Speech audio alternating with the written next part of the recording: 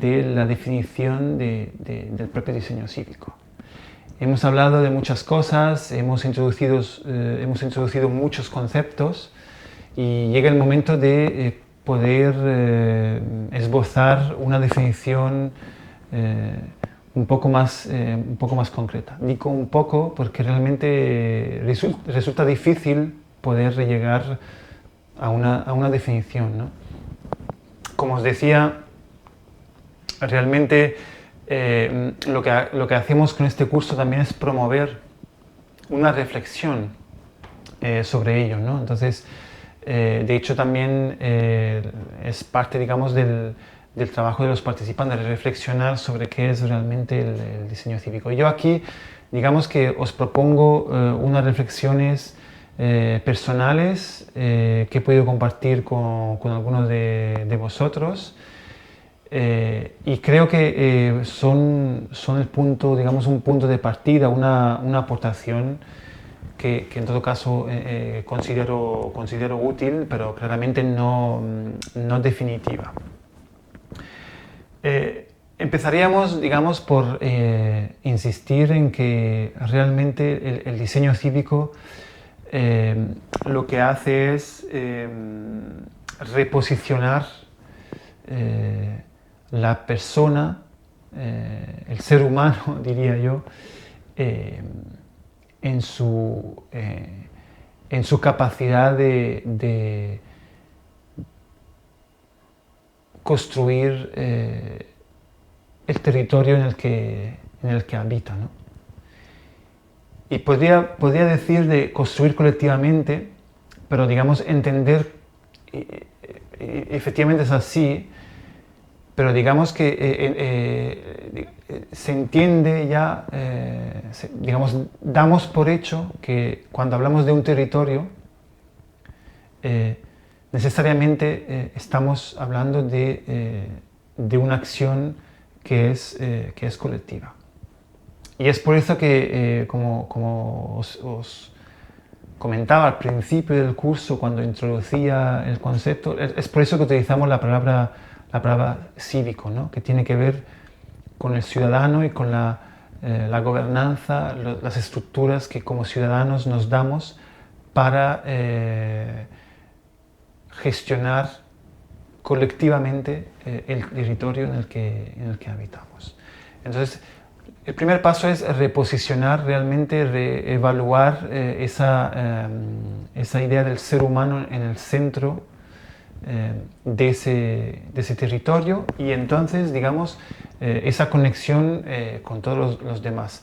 Sé que puede parecer naif todo esto, pero también, como hemos comentado en otras sesiones, es el momento ahora de insistir en ciertos conceptos quizá un poco naif, ¿no? Un poco redundantes o obvios, ¿no? Pero es así. Entonces el diseño cívico insiste en esto porque digamos que consideramos que posiblemente a lo largo de los años la disciplina del diseño se ha ido un poco alejando del día a día de las personas que viven en el territorio y de los propios diseñadores que se alejan ellos mismos, ¿no? Nosotros mismos, del territorio en el que nosotros habitamos, ¿no? Entonces, la idea también es que estamos hablando de una recontextualización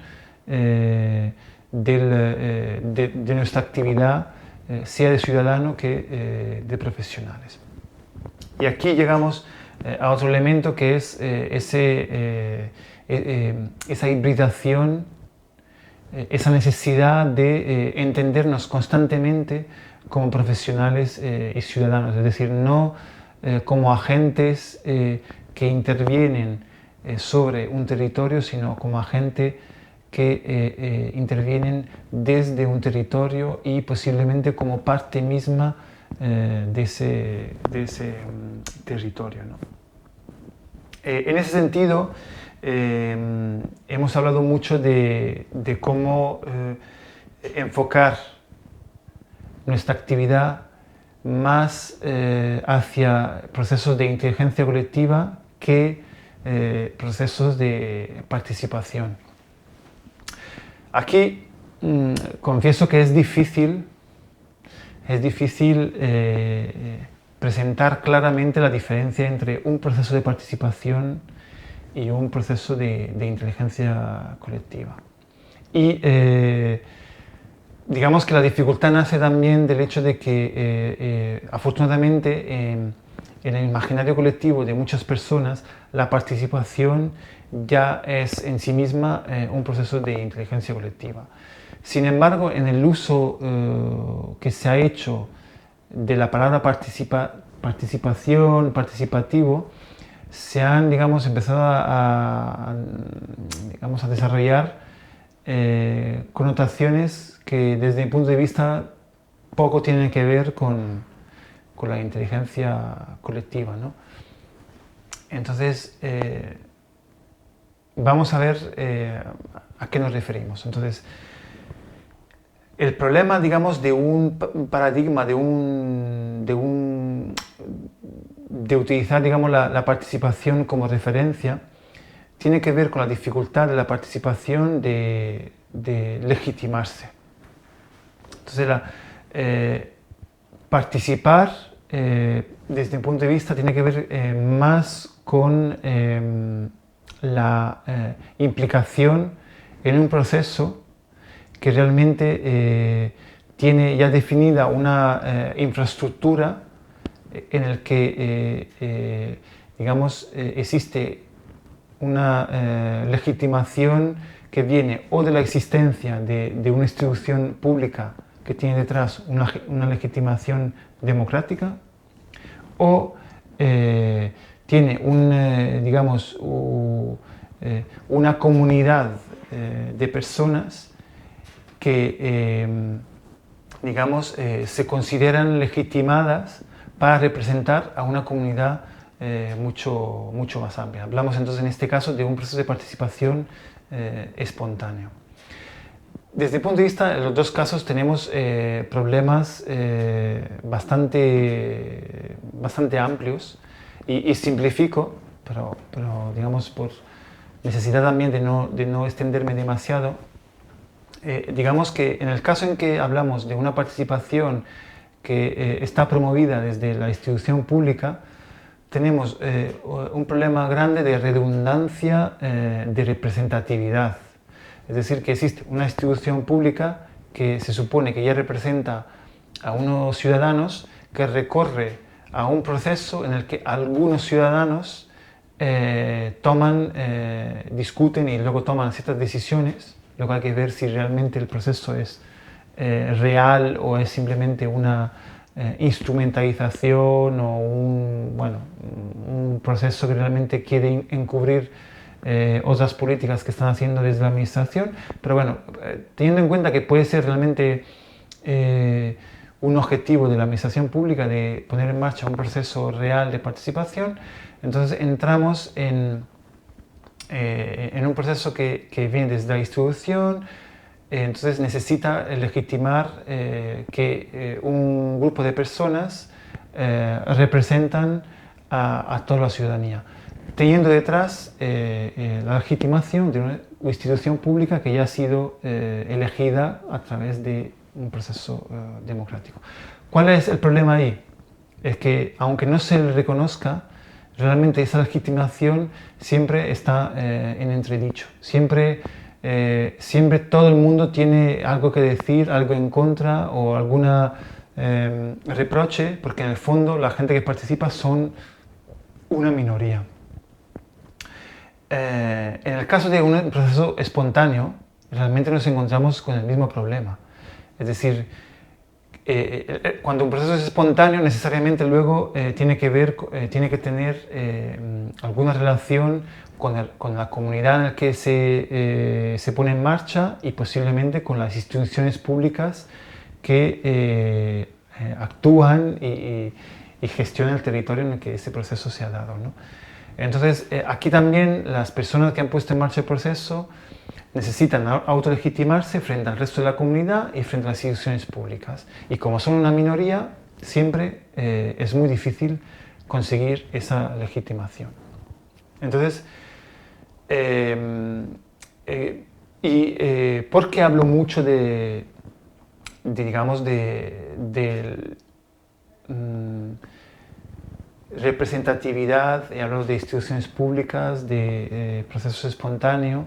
Porque realmente, y luego entonces de legitimación, porque realmente el problema está, la dificultad está en que nosotros cuando articulamos un proceso colaborativo, y muchas veces estos procesos participativos buscan la legitimación en esta representatividad. Es decir, que de alguna manera centran su actividad en esta representatividad. Ellos representan a una comunidad. Y entonces, como realmente eso nunca, desde mi punto de vista, nunca puede ser cierto, siempre hay un problema, ¿no? Entonces, la diferencia entonces que yo le veo con la inteligencia colectiva es que no se falsea esa, digamos, no se falsea esa situación en la que realmente una minoría de personas interactúa, se organiza para transformar el territorio.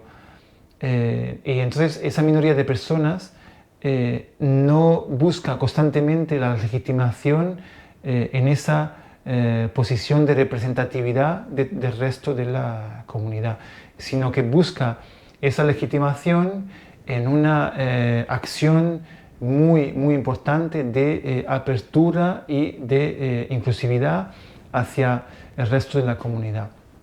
Y es por eso que hemos insistido mucho en todo lo que es la cultura libre, el intercambio del conocimiento, los principios de adocracia, la pervivencia, etc. Toda una serie de cosas que ya hemos visto que tiene que ver con esa capacidad de un proceso de abrirse hacia afuera y de no transformarse, aquí también tenemos un nodo muy, muy importante, simplemente en un proceso democrático, que es digamos, es el peligro que tenemos cuando estamos constantemente buscando una representatividad que se basa en la idea de representar a una mayoría.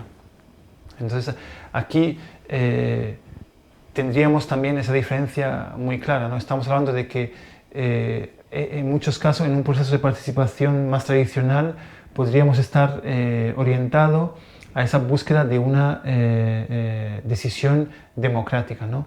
Entonces se hacen encuestas, se desarrollan varios proyectos y luego se deciden sobre ciertos temas en base a votaciones. Entonces lo que la mayoría de ese grupo de trabajo decide, entonces eso se desarrolla, etcétera, ¿no? Entonces eso es diferente de la inteligencia colectiva, donde realmente lo que se desarrolla no es la idea más votada o que tiene más apoyo, sino lo que se hace constantemente es buscar un consenso de un grupo de trabajo alrededor de un proyecto, de una idea que es el resultado de la reflexión de todos, ¿no? Entonces no es que se produzca una selección de las ideas o los proyectos con mayor apoyo para luego desarrollarlos, sino que directamente se trabaja para construir juntos esa idea, ¿no?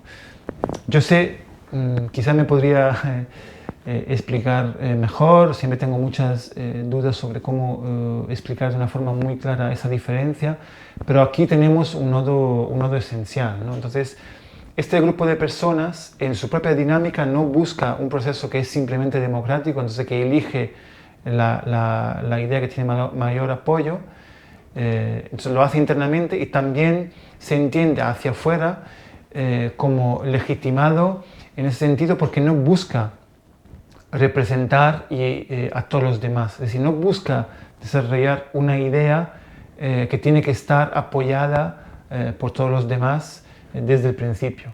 Lo que hace es desarrollar con sentido común, de una forma colaborativa y abierta, un proceso que llegará a una propuesta que luego desarrollarán. y se preocupará durante todo el proceso de compartir constantemente cuáles están siendo los resultados, en cada etapa, ¿no?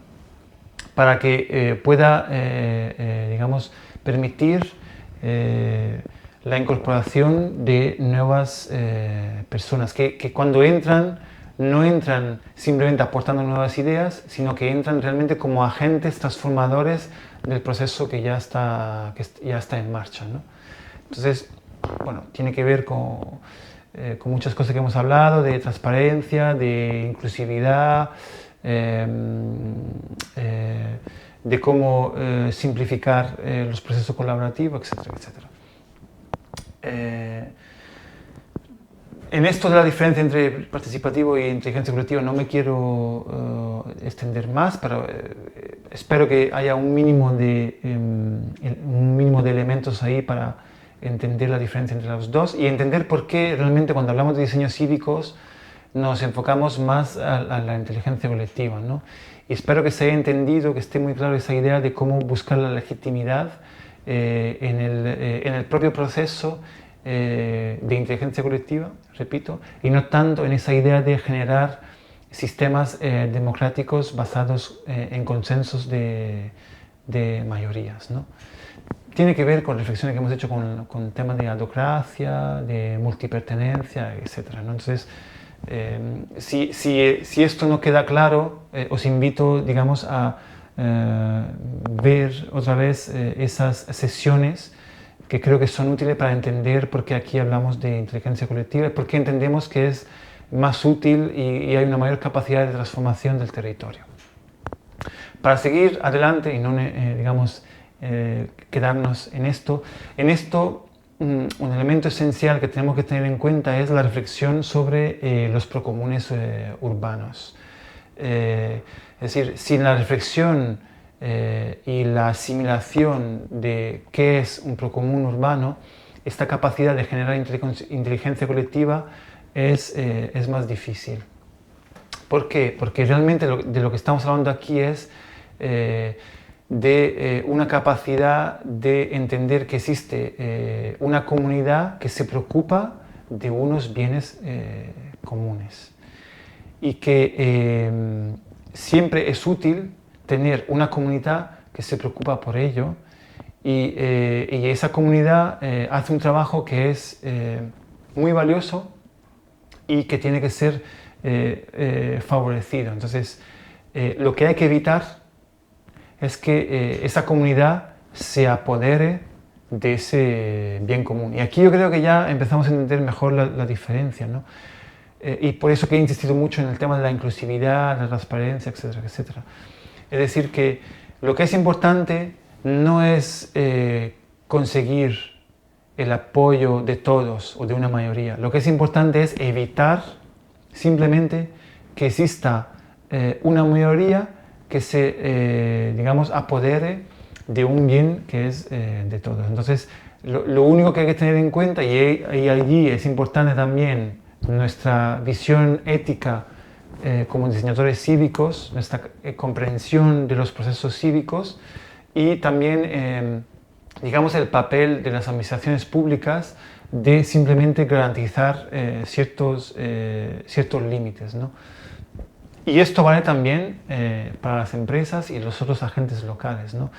Es decir, que lo que puede ocurrir, y realmente ya está ocurriendo en algunos casos, es que puede haber, sin embargo, empresas que se estén apoderando de bienes comunes, como por ejemplo puede ser el agua o como puede ser de algunos espacios públicos, ¿no? Que son controlados directamente por la propiedad de algunas empresas o por las concesiones que la administración pública ha hecho a algunas empresas, ¿no?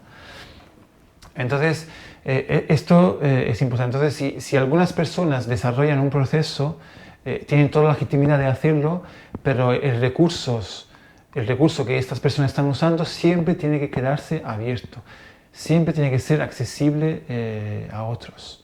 Y en este caso, lo que prima es que estas personas, hay que valorar el trabajo de estas personas que están haciendo para cuidar ese bien que es de todos. Entonces,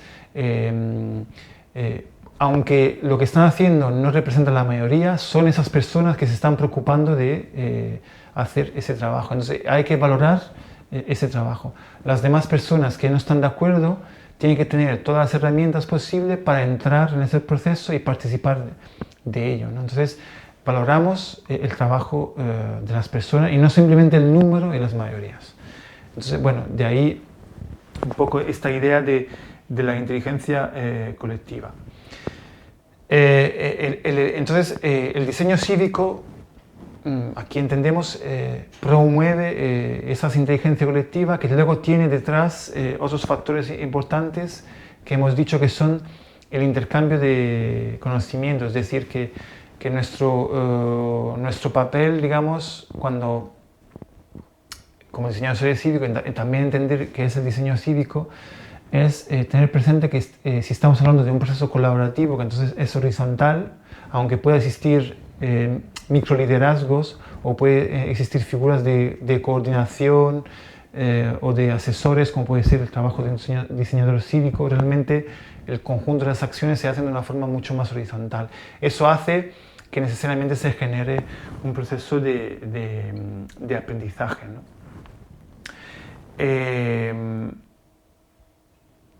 Un elemento importante del diseño cívico es que promueve, digamos, aquellas actividades, aquellos procesos que hacen descubrir cuáles son los valores intrínsecos ya existentes en el propio territorio, ¿no? ¿Qué quiere decir eso?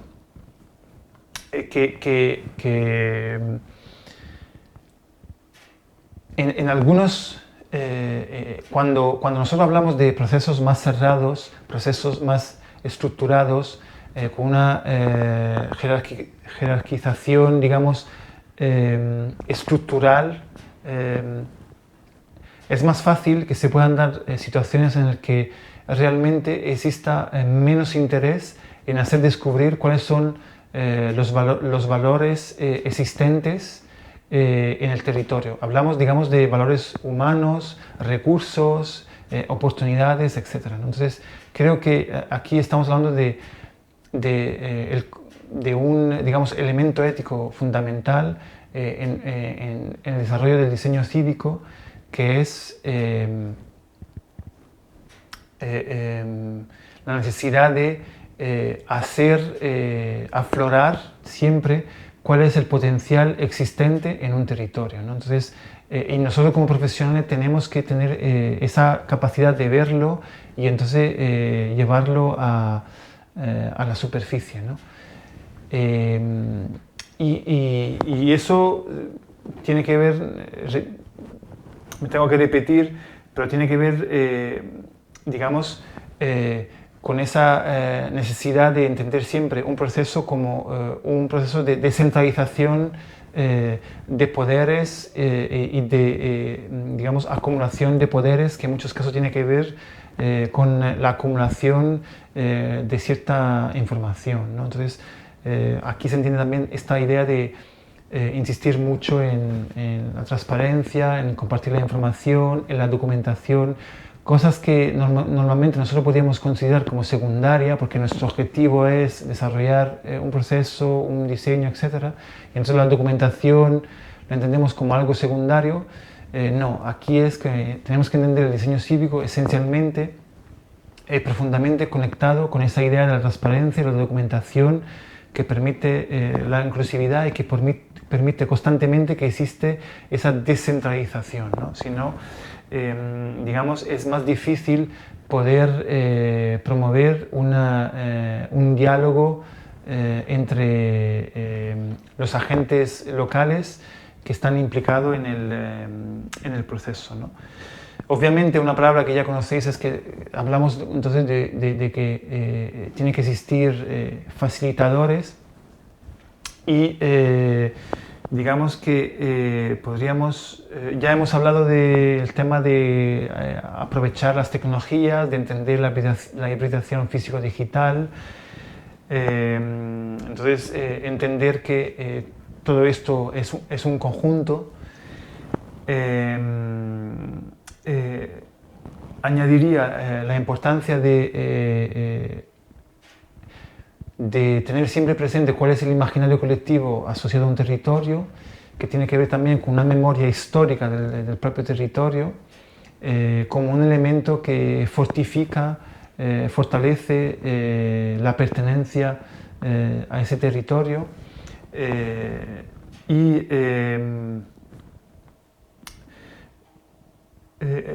En ese sentido,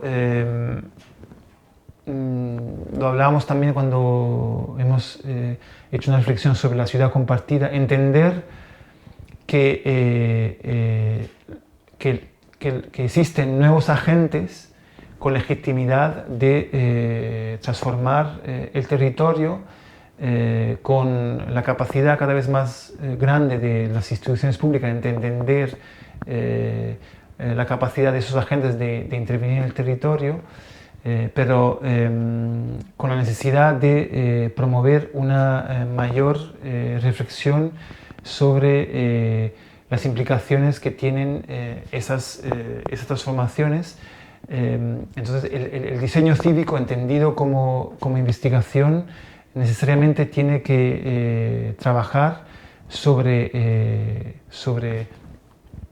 esas implicaciones desde un punto de vista que ya no es el punto de vista urbanístico, no es solamente el punto de vista del diseño urbano, no es el punto de vista solamente del económico, no es solamente el punto de vista político, sino que realmente pone en conjunto todos estos elementos y se pone, digamos, al servicio de una visión mucho más integral de realmente un contexto urbano compartido, diferente, que no está sectorizado, ¿no? Entonces, en eso estamos hablando también de referencia a los conceptos que decíamos de institución, estamos hablando también